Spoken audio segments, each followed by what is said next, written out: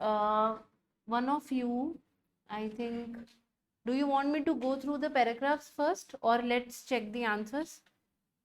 कितनों को पैराग्राफ समझ नहीं आया है क्या, या क्या बात हो रही है नहीं समझ आया है, विच इज फाइन. सारे क्वेश्चंस पूरा आ गया. जनरल आइडिया क्या, what is your name? Chirag. Chirag, generally क्या बात हो रही है इस पैराग्राफ? टूरिज्म और टैक्स की. कहाँ के टूरिज्म और टैक्स की बात हो रही है, बता सकते हो? कौन सी कंट्री के टूरिज्म और टैक्स की बात हो रही है? यूरोप की. Very good. इतना समझ आ गया? ठीक है. कितने पैराग्राफ्स पढ़े हैं? पढ़ा पूरा है. ठीक है. Anybody else who has not understood what the passage is about? अब तो सबको क्लियर हो गया. यूरोप के टैक्सेस के बारे में बात हो रही है. ठीक है. टूरिज्म से रिलेटेड बात हो रही है. Anything else which who has not solve the questions? सबने किया है? देखो चेक तो हो ही जाएगा. अगर मैं एक एक से पूछूंगी तो बता दो जिसको समझ नहीं आया है ऑनेस्टली. कितने क्वेश्चंस हुए? 4 क्वेश्चंस. ठीक है.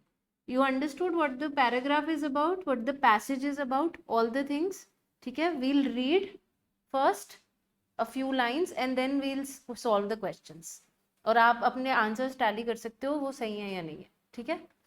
First, I don't think I need to do with this much, but Valencia will introduced one by the beginning of next year. Bologna charges, what is this? Euros के sign से pounds और euros से पता लग जाता है. Euros 4 euros a night, about average for an Italian city, and French resorts have been able to impose a tax de jour since 1910. But local authorities in Britain have consistently wavered when it comes to imposing a tourist tax similar to those commonplace in the rest of the Europe. So we know that it's talking about Europe. और zoom in करूँ sir?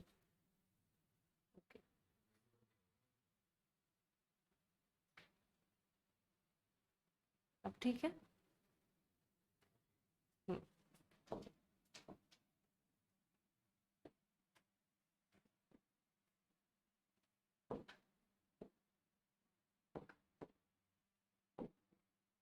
We are talking about Europe, right? This is something which you can infer. जो आप कल बात बोल रहे थे कि you are not able to infer and draw information. किसके बारे में बात कर रहे हैं? यूरोप के बारे में. कंट्री से भी चेक कर सकते हो. फॉर एग्जाम्पल बोलोना इटली में है. ठीक है. Then we are talking about Britain. That means we are talking about something related to Europe. First paragraph tells us this. It doesn't matter that first line और second line का answer पहले या it should make start making sense. If it doesn't it's fine. ये tax की बात करें कि इतना चार्ज होता है इटालियन सिटी में, फ्रेंच रिजॉर्ट्स इतना चार्ज करते हैं. आगे, in recent years Oxford, Bath and Hull reportedly contemplated a levy but decided against it. Levy मतलब टैक्सेस रिड्यूस करने की बात की थी, बट उन्होंने बाद में रियलाइज करा कि ये चीज अच्छी नहीं है टूरिज्म के लिए. ये फर्स्ट पैराग्राफ हमें बता रहा है. Any doubts in this first paragraph? Anyone? Then we move to the next paragraph. At the start of this month, however, it could be any month, right? In time for the Easter bank holiday. Easter कब आती है? It comes after Christmas, I think. So they are talking about जब tourism वहाँ पे बढ़ जा रहा है.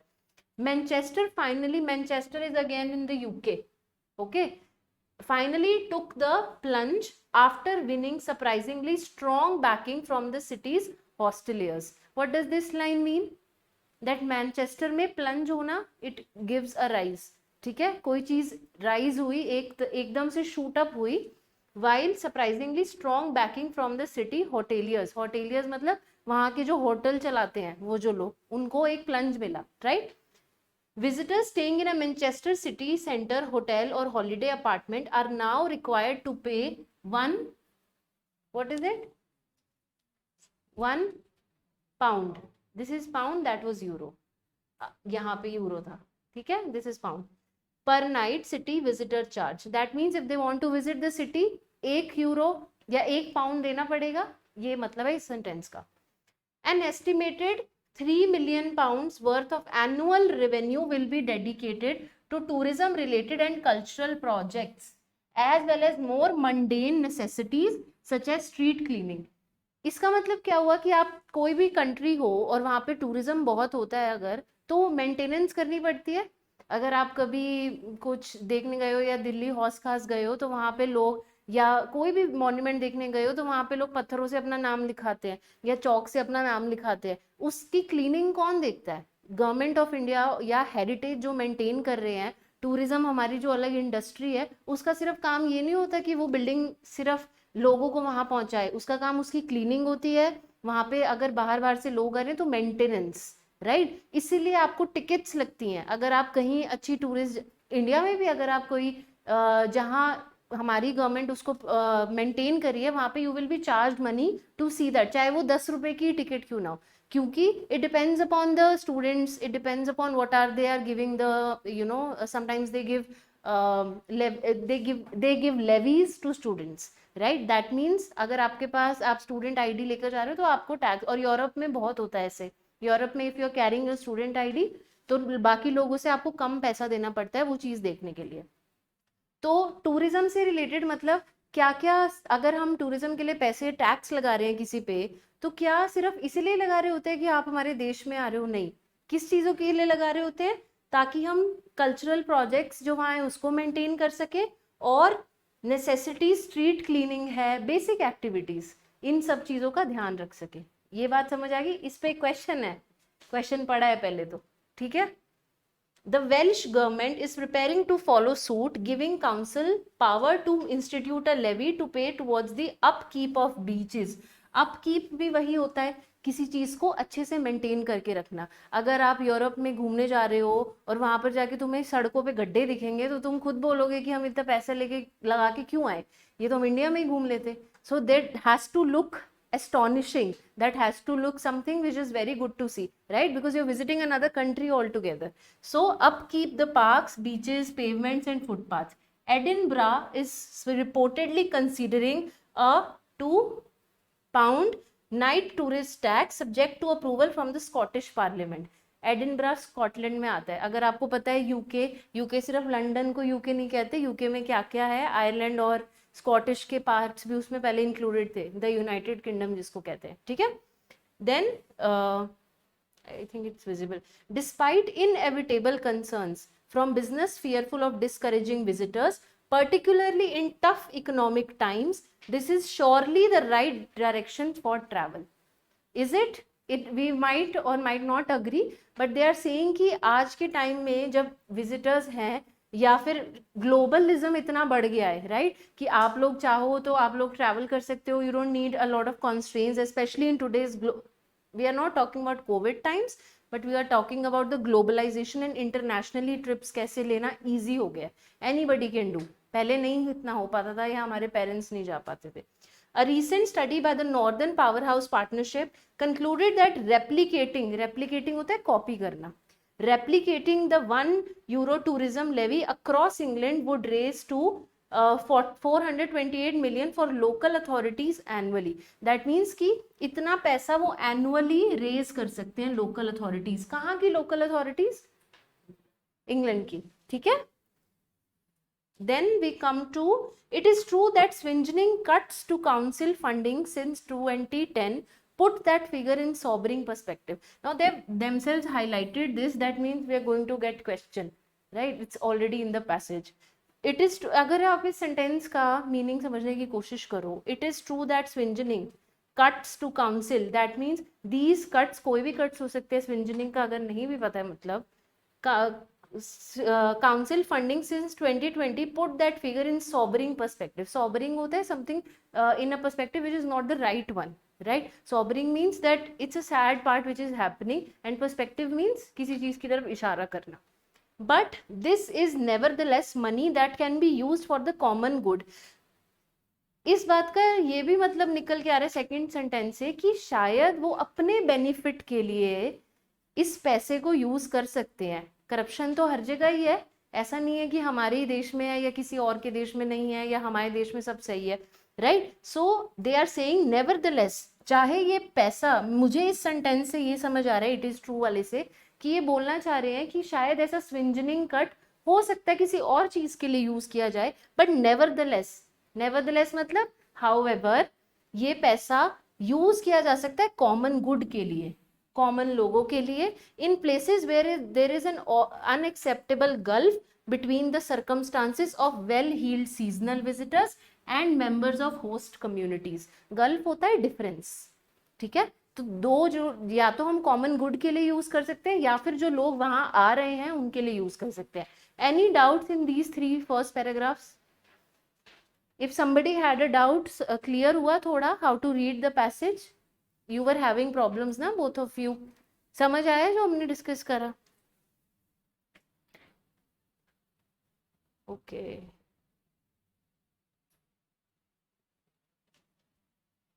We can clean.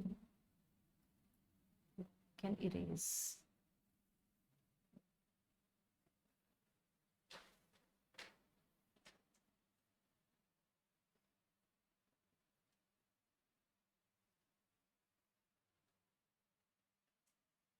Okay.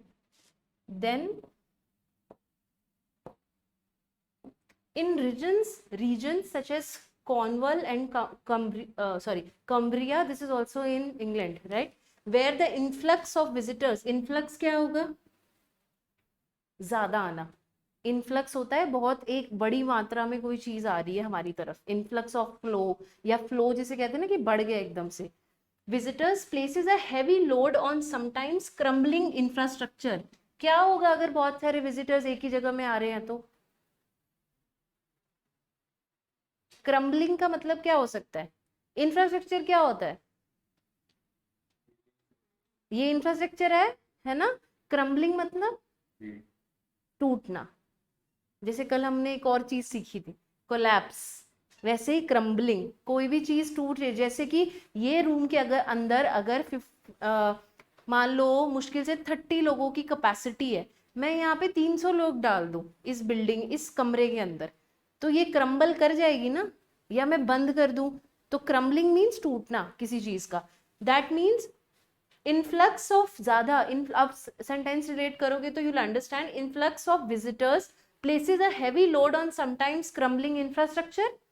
A tourist tax would help share the burden with authorities that are brutally overstretched.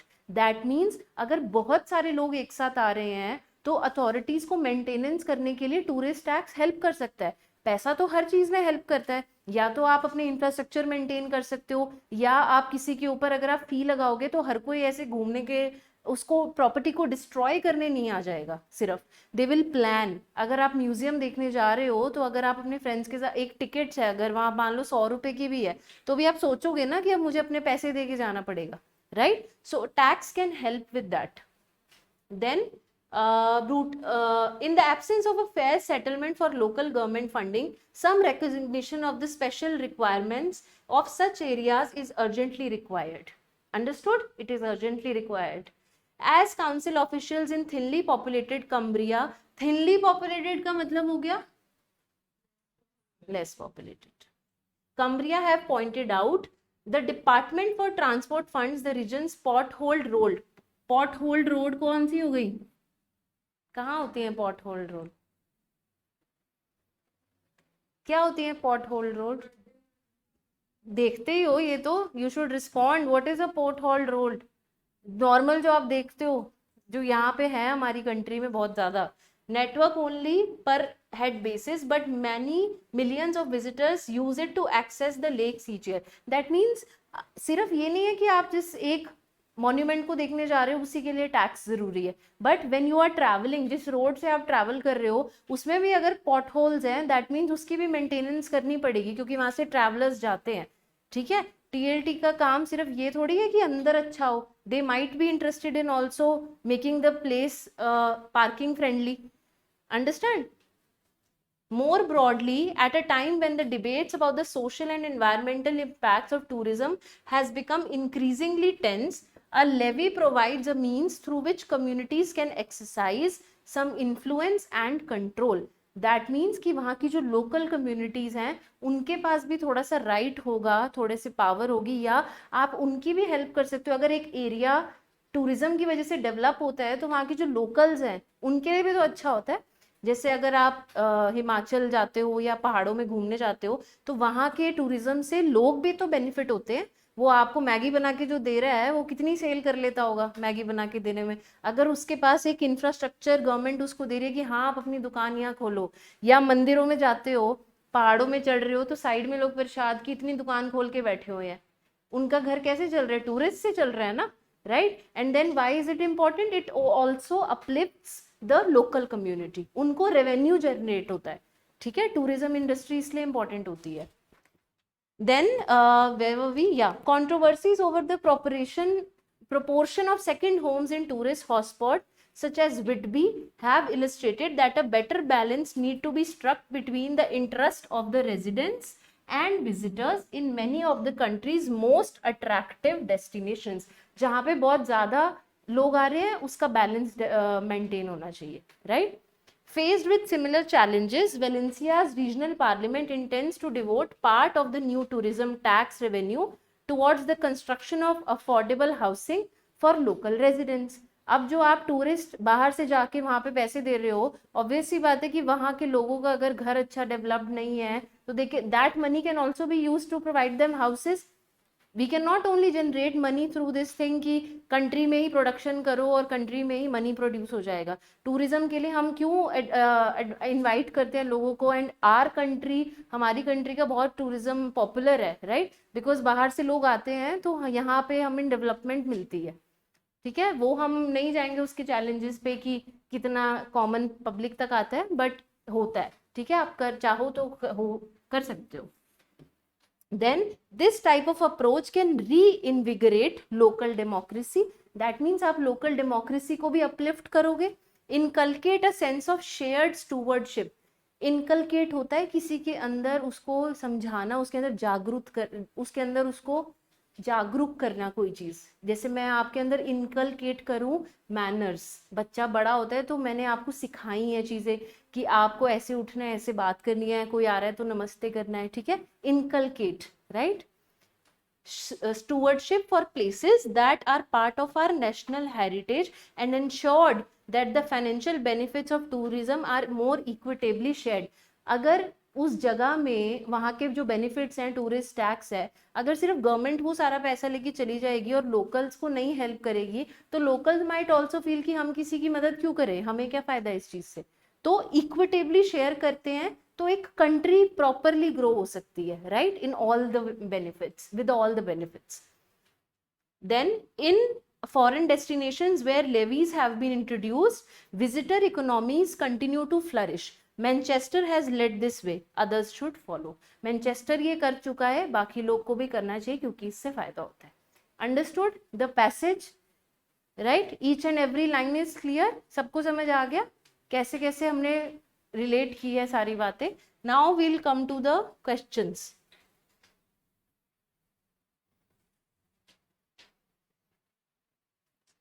I'll ask randomly, पहले ही बता दो जिसने सॉल्व नहीं किए हैं।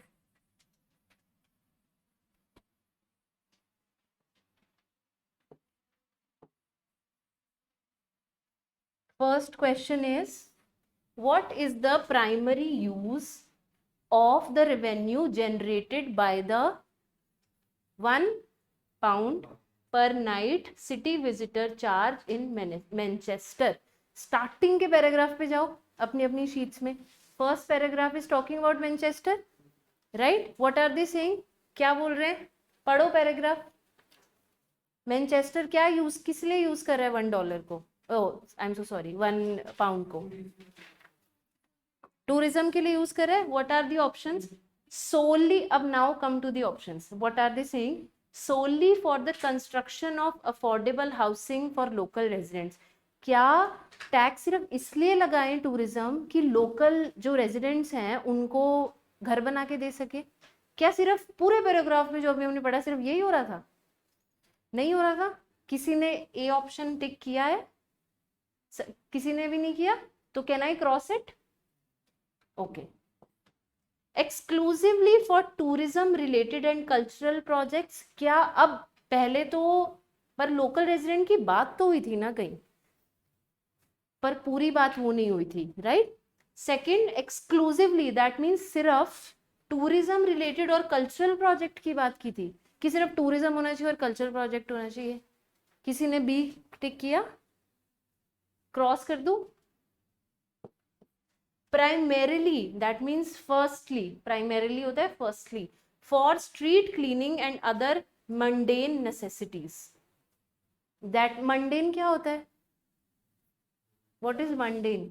नहीं, वो तो इम्पोर्टेंट होता है ना। मंडेन मतलब क्या हुआ?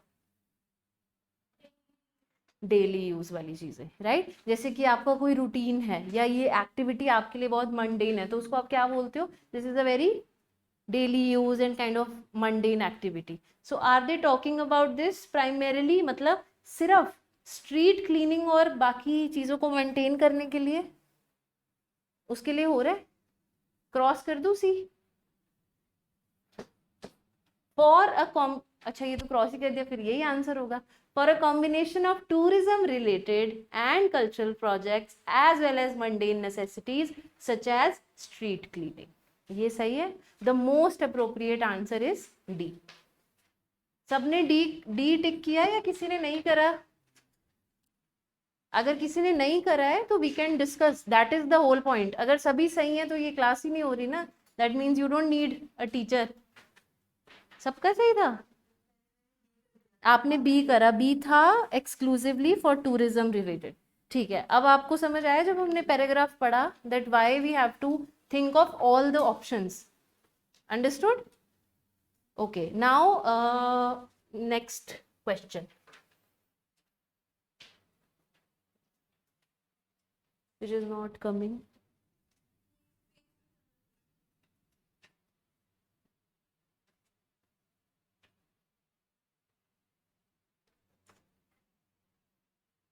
Okay.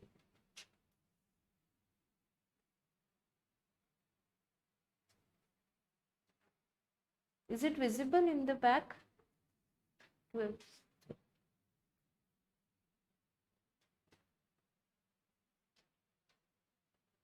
okay. What is the main idea of the passage? Now you tell me what should not be the main idea. पढ़ो चारों options, या आपने क्या, जिसको पूरा एलिमिनेट करो जो बिल्कुल भी नहीं हो सकता। डी नहीं हो सकता। The focus is on the negative consequences of tourism and the need for strict regulation to control the industry. सही है, ये तो उन्होंने बोला ही नहीं कि नहीं होना चाहिए। वो तो क्या पैराग्राफ में बोल रहे हैं कि टैक्स इज इम्पॉर्टेंट, तो ये क्रॉस कर देती हूँ। बचा 1, 2 and first, second and third option. Main idea है, सी से शुरू करें या ए से शुरू करते हैं? Manchester city visitor charge is a controversial move that has divided the city and created an unfair burden on tourists. That means what the option is saying कि ये बड़ा टैक्स लगाना बड़ा कंट्रोवर्शियल काम है, नहीं करना चाहिए, इससे तो लोग बढ़ जाते हैं। ऐसा है इस पैसेज में? किसी को भी लगा कि ए आंसर हो सकता है? क्रॉस कर दूं? The passage primarily, what do we mean by primarily? Very good. The passage primarily discusses the historical background of tourist taxes and their significance in the European cities. Tax के बारे में बात कर रहे हैं, बैकग्राउंड कर तो रहे हैं, गलत तो नहीं है ये, ठीक है? सी पे आए। Introducing a tourist tax in British cities can generate revenue to support local projects and address the social and environmental impact of tourism. Which is the most relevant? C. B तो डिस्कस कर ही रहे हैं हम, tourist tax क्या है, but the most appropriate answer should be C. हाँ, history की बात करी है। जैसे कि अगर आप बी ऑप्शन देखो, इन्होंने बोला कि हिस्टोरिकल बैकग्राउंड दिया, उन्होंने फर्स्ट और सेकंड पैराग्राफ में हिस्टोरिकल बैकग्राउंड दिया कि वेलेंसिया क्या चार्ज कर रहा है या बोलोना क्या चार्ज कर रहा है। आगे वो क्या बातें कर रहे हैं कि ब्रिटेन में अगर हम रेवेन्यू या टैक्स लाते हैं तो इसके बेनिफिट्स क्या क्या हो सकते हैं। पूरा पैराग्राफ अगर आप रिलेट करते हो, उन्होंने ये नहीं पूछा कि एक पैसेज में क्या बात हो रही है, it's about the whole passage. Obviously आपको ऐसे कंफ्यूजिंग ऑप्शन मिलेगा जिसके अंदर आपको स्टार्टिंग में तो लगेगा कि वो बैकग्राउंड डिस्कस कर रहा था, तो this is the right answer, but you have to be patient and then read other option which could be more relevant. सबसे important चीज़ एक रीडिंग कॉम्प्रिहेंशन को सॉल्व करने की क्या होती है, जो मोस्टली आप लोगों को सब बताते हैं कि आप एलिमिनेट ट्रिक यूज करो. आपने एलिमिनेट कर दिया, एक कर दिया, दो कर दिया, एंड में दो ऑप्शंस तो रह ही जाते हैं ना, उसके अंदर से आपको मोस्ट रेलेवेंट ऑप्शन देखना होता है. गलत बी भी नहीं है, गलत सी भी नहीं है. अगर मैं की बना रही हूँ या आप की बना रहे हो तो क्या पता हम बी ठीक कर दें, हमें बी अच्छा लग रहा है, हमने वो रेलेवेंट कर दिया. बट मोस्ट रेलेवेंट ऑप्शन जो एक पैसेज को कंक्लूड कर रहा है, that is the C option. Is it clear? सबने सी नहीं भी किया था तो बी में और सी में कंफ्यूजन थी, ऐसे मत. अब ए और डी तो देखो, तुम्हें इतनी रीडिंग एबिलिटी डेवलप करनी पड़ेगी ताकि जो लिखा हुआ है उसको आप समझ सको कि वो नेगेटिव कॉनोटेशन में लिखा हुआ है, और ये ऑप्शन तो हो ही नहीं सकते. ये तो आपको डेवलप करना पड़ेगा while reading. That is why we are reading and trying to solve, so that जो बिल्कुल भी ऑप्शन नहीं है वो सबसे पहले उनको हटाएंगे. ठीक है? Then come to the next one. What does the word swingeing mean in the context of the passage? कहाँ था swingeing? कौन से पैराग्राफ में था? थर्ड पैराग्राफ में. हाँ, मैंने ये लाइन थोड़ी सी एक्सप्लेन करने की कोशिश भी की थी. इसका क्या मतलब हो सकता है? बी. Anybody else? बी किसने किसने और देखा है उसको बी लग रहा है? ठीक है, बी लग रहा है. Anyone else? A, B, okay. So most of the class is saying A, right? And then who's saying B? You are saying B, you are saying B, you are saying B. What about C and D? ये नहीं भी attempt किया तो it's fine. अगर वो भी नहीं किया तो इट्स फाइन. नहीं समझ आया तो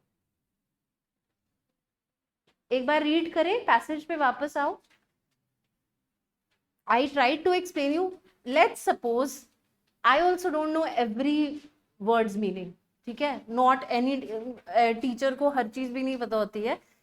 let's assume that I have not googled the meaning first coming to the class, and I also don't know the meaning. ठीक है? And I did not google it. Trust me, I don't know the meaning. ठीक है?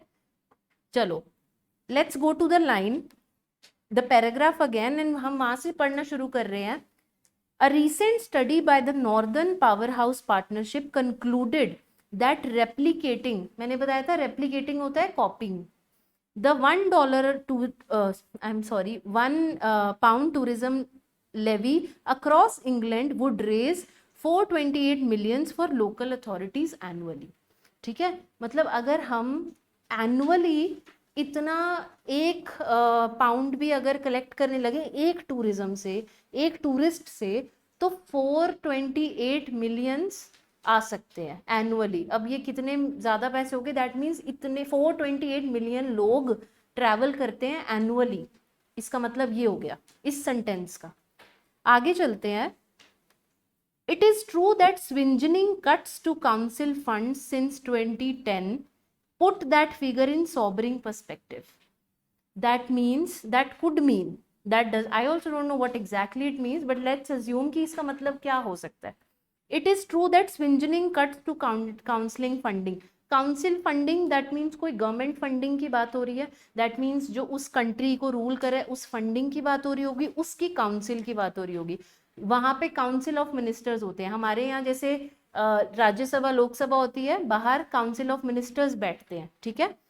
Since 2010 put that figure in sobering perspective, right? But this is nevertheless money that can be used for the common good.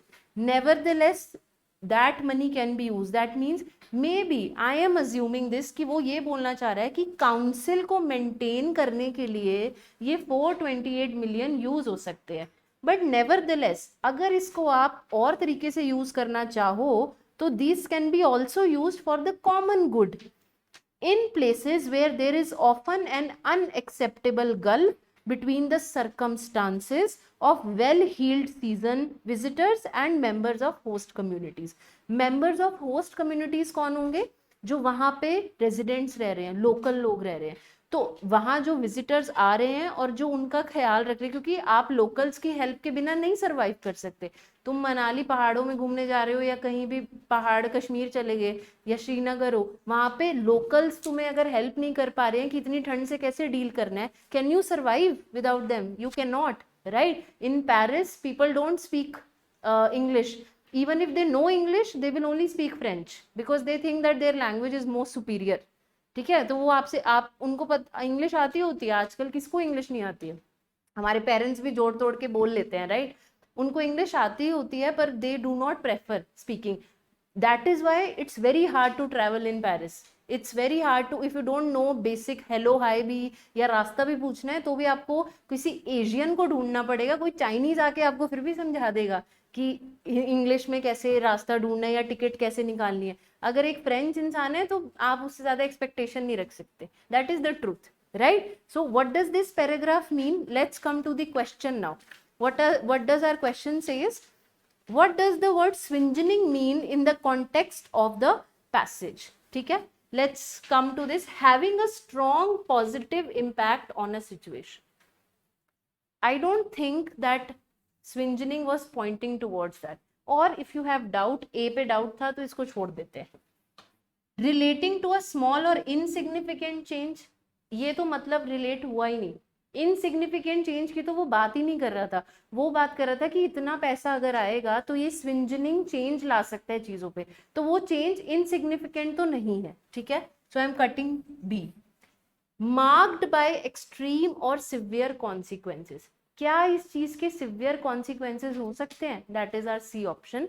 And D, characterized by a festive और celebratory mood. इस line के अंदर एक बार भी वापस जाओ लाइन पे। It is true that swingeing cuts to council funding since 2010, इतना पढ़ते हैं। Is it talking about something which is celebratory और festive? I don't think, the sentence is not matching with the meaning. जो word का एक possible meaning भी हो सकता है वो भी डी तो नहीं हो सकता। Then we have A and C.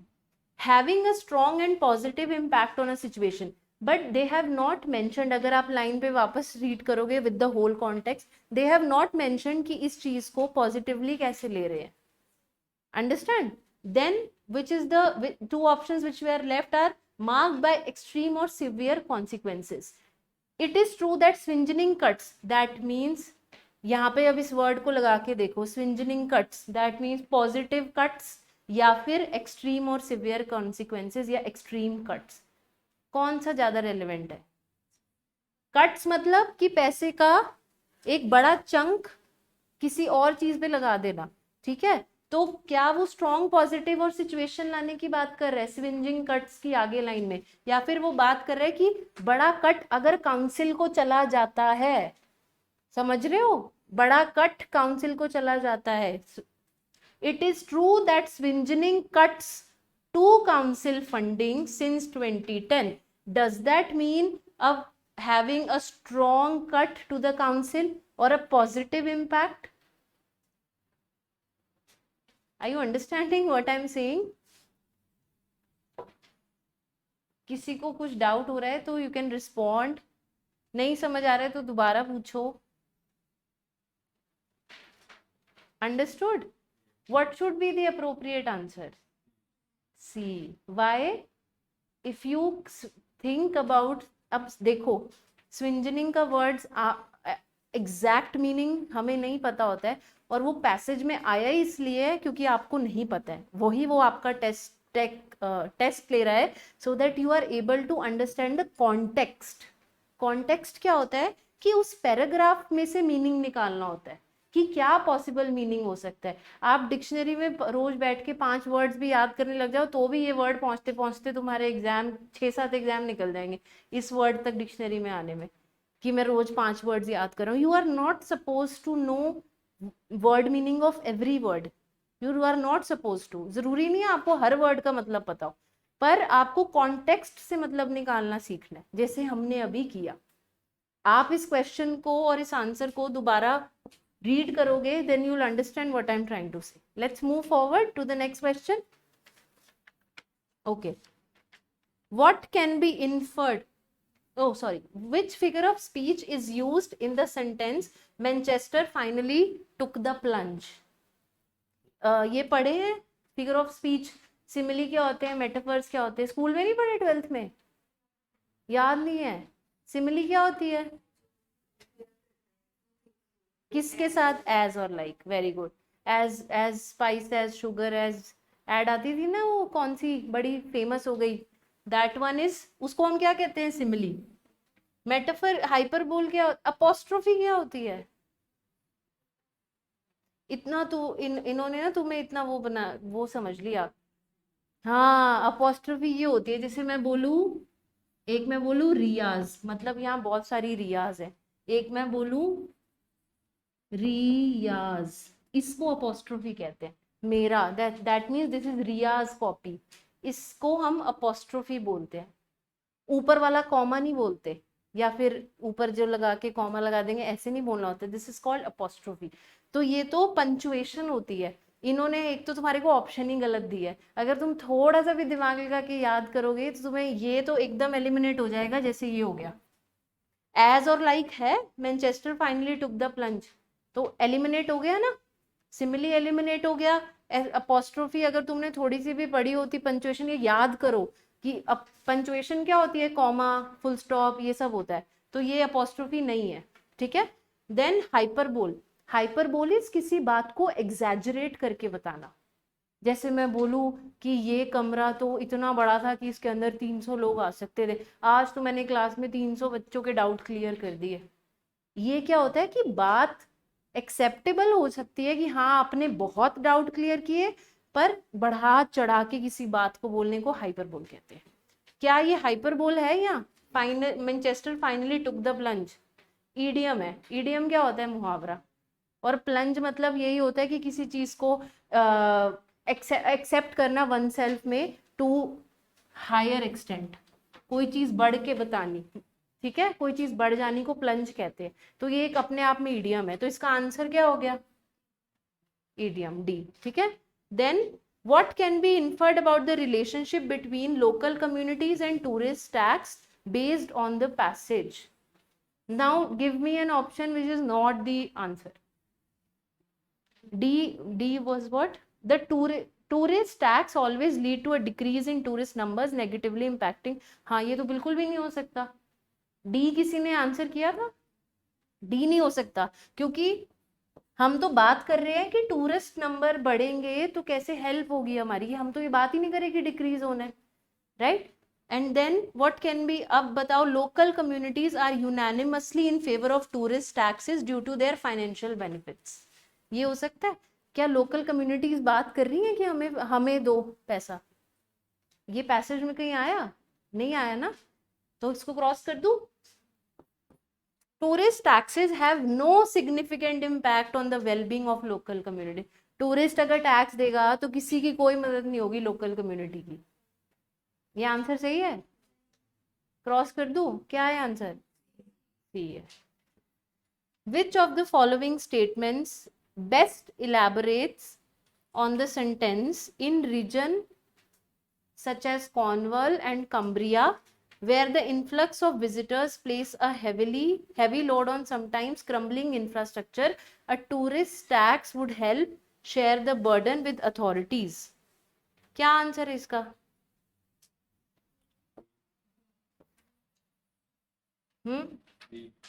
B. What is it? Cornwall and Cumbria are the only regions where the infrastructure is crumbling, and a tourist act would help in other regions with less severe issues. सिर्फ कम्ब्रिया और कॉर्नवल ही है जहां पे बिल्डिंगें गिर सकती हैं, और कहीं नहीं गिर सकती, तो ए ऑप्शन है no.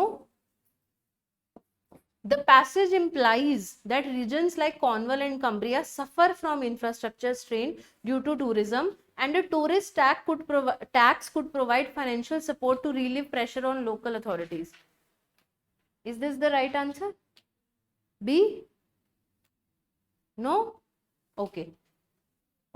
The passage asserts that infrastructure problem in Cornwall and Cumbria are solely the result of the influx of tourists, and a tourist tax would solve all infrastructure issues. यहाँ तक पहुंचे हो इस question तक? क्या answer दिया है? B. तो why didn't you say B? You wanted B. अच्छा ठीक है, तो हमने ये इसमें रख दिया। सी किसी को लग रहा है कि सी हो सकता है? Okay. The implementation of a tourist act would negatively impact the tourism industry in Cornwall and Cumbria. D किसने ऑप्शन क्लिक मतलब टिक किया? D1 is the right option. Who has done it? No one has done D. चलो नहीं है D, इसलिए पूछा था। ये बिल्कुल भी नहीं हो सकता। क्यों? Implementation of tourist act would negatively impact. हम नेगेटिवली की तो बात ही नहीं कर रहे, हम तो पॉजिटिवली देख रहे हैं, और सारे बेनिफिट्स भी पॉजिटिव है। ऐसा तो है ही नहीं कि नेगेटिव में कोई चीज जाने वाली है या टूरिज्म से कुछ नेगेटिव होने वाला है। Then what would be the appropriate answer, B और C? C. The passage asserts. What is the meaning of assert? बताता है. The passage asserts that infrastructure problems in Cornwall and Cumbria are solely the result of the influx of tourists and a tourist tax would help. क्या वहां पे जो infrastructure है वो सिर्फ और सिर्फ टूरिस्ट के जाने से ही टूट सकता है? और चाहे वहां का वहां की इंफ्रास्ट्रक्चर गिर भी जाए तो हमारा टूरिस्ट जाके पैसे दे उनको, क्योंकि सोली मतलब सिर्फ, सोली होता है सिर्फ, हमारे टूरिस्ट के जाने की वजह से वहां की इंफ्रास्ट्रक्चर टूटते हैं। इस सेंटेंस का ये मतलब है। Do you think that this is the right option? अब है? नहीं है ना? तो क्या आंसर है? क्यों? The passage implies that regions like Cornwall and Cumbria suffer from infrastructure strain. मतलब इंफ्रास्ट्रक्चर पे स्ट्रेन आता है, स्ट्रेस आता है, दबाव आता है, due to tourism, and a tourist tax could provide financial support to relieve the pressure on local authorities. Local authorities पे जो pressure आ रहा है because of tourism, उसकी वजह से, टैक्स लगाने की वजह से वो चीजें हैंडल की जा सकती हैं by local authorities. Understood this whole passage? Does anyone have a doubt? How many questions did you get right? 4 questions. Good. Everyone got 4? No. How many? 3. ठीक है। I think swingeing one was the most challenging. जो आपको read between the lines जो करने की बात बार बार बोली जाती है, एक पैसेज के अंदर आपको आना चाहिए। And this is what I wanted to explain कि कॉन्टेक्स्ट से कैसे हम चीजें निकालते हैं। ठीक है, कॉन्टेक्स्ट, हर वर्ड का आंसर। अब next passage you can do from your home, I think as an exercise, so that, और maybe if you are willing to do 2, you can do 2 passages, और कल सिर्फ हम उनको डिस्कस करेंगे कि कैसे इनको, और एक और पैसेज सॉल्व करेंगे। आज हमने एक ही किया है, कल हम, अगर आप लोग घर से एक्सरसाइज सॉल्व करके लाओगे तो we can directly jump to the passage and not, I don't have to give you 10 minutes to solve it here. so solve next two passages, and please don't try to be you are smart, but don't try to be unfair to yourself by looking these questions and word meanings on the internet. You know कि exam के अंदर आपको phone नहीं मिलेगा या dictionary allowed नहीं होती है, तो अगर आप स्विंजिंग का मतलब अपनी डिक्शनरी से देख लेते हो और आंसर सही कर लेते हो, वो आपको कहीं भी हेल्प नहीं कर रहा है। ठीक है, क्योंकि यहाँ कितने आंसर सही है उससे मैटर नहीं करता है। हम लोगों का टारगेट ये होना चाहिए कि आप कॉन्टेक्स्ट से बात निकाल के समझ पाओ कि वो बात क्या कर रहे हैं। Right? Any doubt in this today paragraph we did, today's passage? Do you guys understand what we are doing? ठीक है? Any suggestions which you think that we should focus more on, or we were also thinking that we can talk once we are used to each other's working style, then we can also move towards editorials. हम editorials भी read कर सकते हैं और देख सकते हैं कि उसके अंदर से क्या information निकलती है। Right? If you want to engage in some other activity जिससे आपको लगता है कि this is getting very monotonous, mundane, right?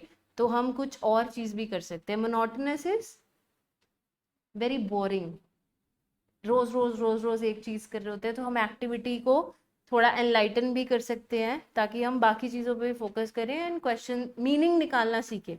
हाँ, इसके तो क्या है, आंसर की है हमारे पास, we have the answers, we have the, I can also tally the answer, but trust me, I am not trying to solve and look for answers and just come to the class. I also solve them without without seeing the key first, because it also helps me to explain, because अगर मेरे को कोई challenges आते हैं तो I can know what challenges you are facing. So for tomorrow you can solve 2 passages, and for the questions जो आपको नहीं समझ आ रहे हैं या जो paragraphs नहीं समझ आ रहे हैं, आप उनको mark करके लाओ, ठीक है? We can discuss them in the class, and whatever the problems are we can discuss it, right? Thank you.